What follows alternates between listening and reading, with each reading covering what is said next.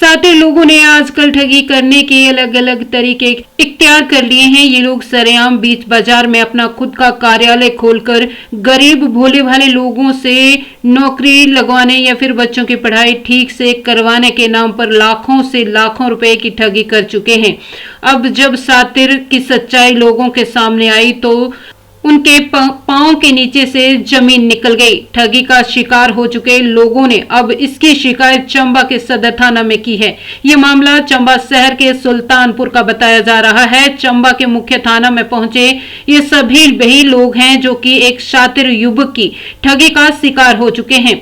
ये युवक सभी लोगों के बच्चों को नौकरी का झांसा देने के नाम पर लाखों रुपए की ठगी कर चुका है। अब युवाओं के साथ बच्चों के अभिभावक हुई इस ठगी को लेकर इसकी शिकायत पुलिस थाना सदर चंबा में दे दी गई है। शिकायत मिलने के बाद पुलिस मामले की जांच में जुट गई है। शिकायतकर्ता ने बताया कि नगर परिषद चंबा के तहत मोहल्ला सुल्तानपुर में आरोपी युवक द्वारा एक कार्यालय खोला गया था। आरोपी विभिन्न विभागों में नौकरी दिलवाने के नाम पर युवाओं से पैसे लेता था। उन्होंने पैसे देने के बाद जब नौकरी दिलवाने के लिए दोबारा आरोपी युवक से संपर्क किया तो उसने फोन उठाना बंद कर दिया। उसने ना तो नौकरी दिलवाई और ना ही पैसे वापस दिए। कुल मिलाकर आरोपी ने उनसे करीब 8 लाख रुपए की ठगी की है। लिहाजा गुस्साए युवाओं ने अब इस पूरे मामले की शिकायत पुलिस को सौंपी है। पुलिस थाना सदर चंबा के प्रभारी ई संजीव चौधरी ने बताया कि शिकायत मिलने के बाद पुलिस ने मामले की जांच शुरू कर दी है। जांच पूरी होने के बाद स्थिति स्पष्ट हो पाएगी। मैं इस फैसले का स्वागत करता हूं और आभारी हूं, धन्यवाद हूं हमारे इस प्रशासन का जिन्होंने हमारी ये बात समझी और इसे जो रंजीत बाबा की जगह किसी और अन्य कलाकार को एक मौका दिया। और ये जो कार्यक्रम है रेड क्रॉस का, इसके हम बहुत ही तहे दिल से इसका हम स्वागत करते हैं और हम सभी से चाहेंगे कि भी वो इस प्रोग्राम में आए, बढ़ चढ़ कर हिस्सा लें और प्रशासन का और सभी का सहयोग करें। शिवचरण आया आज ठाणे ना, उसके साथ आई हूँ मैं। क्या आपका मामला क्या है? वो किराएदार रखा था मैंने। हाँ जी। वो किराएदार रखा था, उसने मेरे से पैसे भी लिए और वो भी किया है। कितने लिए आंटी आपके पैसे?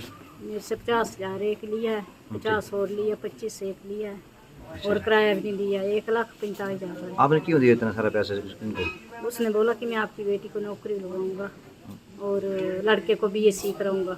अच्छा जी, इसलिए लिया। आपको इतने टाइम से पता नहीं लगा कि नहीं, पहले नहीं लगा था पता, लास्ट में लगा था पता।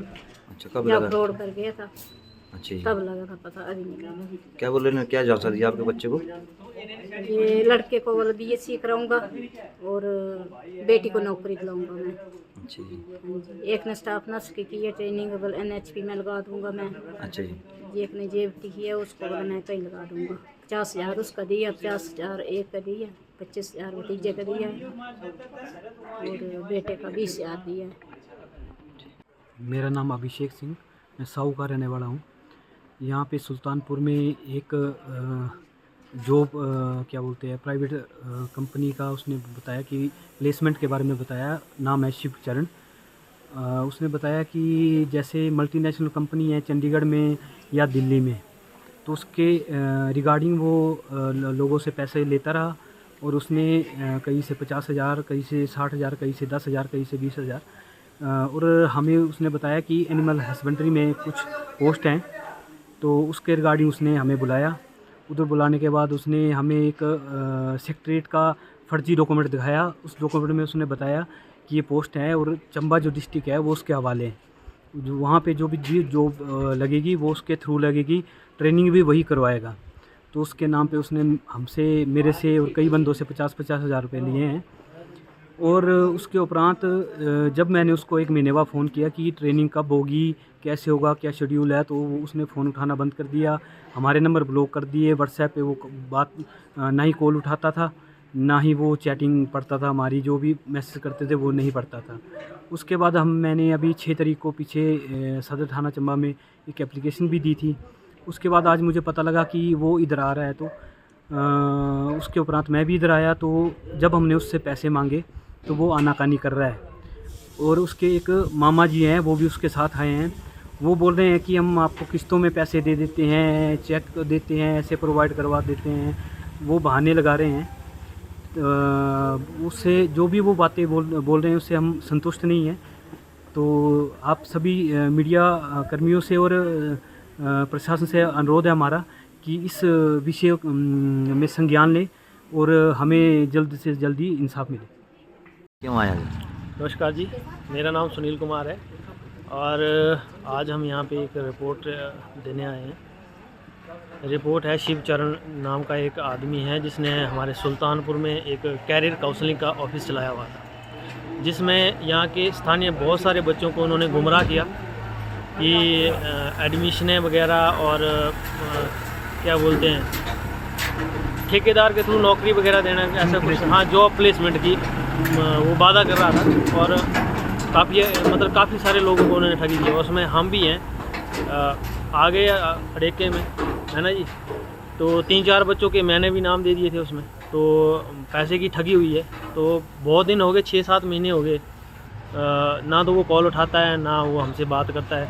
और मैंने 2-3 महीने पहले भी सुल्तानपुर में एप्लीकेशन दी थी, तो उस पर कोई ऐसा ख़ास एक्शन नहीं हुआ। मेरे ख्याल से उनको कॉल तक नहीं गई, तो पता नहीं क्यों नहीं गई अब उसका। तो आज हम सदर थाने में आए हैं, यहाँ पे हमने रिपोर्ट दर्ज कराई है और मेरे साथ बहुत सारे यहाँ पे लोग हैं जिन्होंने उसके ख़िलाफ़ रिपोर्ट दर्ज करवाई है। तो हम प्रशासन से यही चाहेंगे कि कड़ी से कड़ी कार्रवाई हो और हमारे पैसे हमें वापस मिल जाएं, क्योंकि सर गरीब कितने आदमी- पैसे थे आपके पास जो उसने लिए हैं? अब देखो जी, उसने किसी से 15,000 लिया था, किसी से 20,000 लिया था। तो मैंने तो 4 बच्चों के नाम दिए थे, 20-20 हज़ार के हिसाब से मेरा तो 80,000 रुपये उनको दिया है। तो अब वो ना फ़ोन उठाता है ना उसके ऊपर बात। और उन्होंने ये पैसे मतलब उस टाइम ऐसे बोला था कि भाई आपकी ट्रेनिंग होगी, तो ट्रेनिंग के लिए आने जाने का और कुछ यूनिफॉर्म वगैरह का ऐसा कुछ सिक्योरिटी के लिए उन्होंने 20-20 हज़ार रुपये रखा था। तो कि पता नहीं कहीं ठेकेदार के थ्रू। तो हमने भी सोचा कि चलो हमारा भी कुछ बन जाएगा, तो हमने लगा दिए बच्चों के नाम। और वैसे ही ये सब जितने भी यहाँ पे लोग हैं ये भी उसमें बेचारे अड़ेके में आए और आज इनका ये हाल है। बंदा फ़ोन उठाता नहीं। तो आज उसको भी यहाँ पे हमने थाने में बुलाया हुआ है, वो भी थाने में मौजूद है। और लेकिन उन्होंने मतलब अभी भी थाने वालों के सामने ही आनाकानी हो रही है कि मैं 3 किस्तों में दे देता, मैं 4 में दे देता, है ना जी, मैं कभी चेक देता कभी वो देता। तो ऐसे तो नहीं चलेगा ना, अब पैसे लिए हैं तो देना तो पड़ेगा। तो प्रशासन और मीडिया के थ्रू हम यही वो करेंगे कि कुछ बन जाए, और आपसे सभी से, प्रशासन से भी यही गुजारिश है कि हमारा कुछ बने।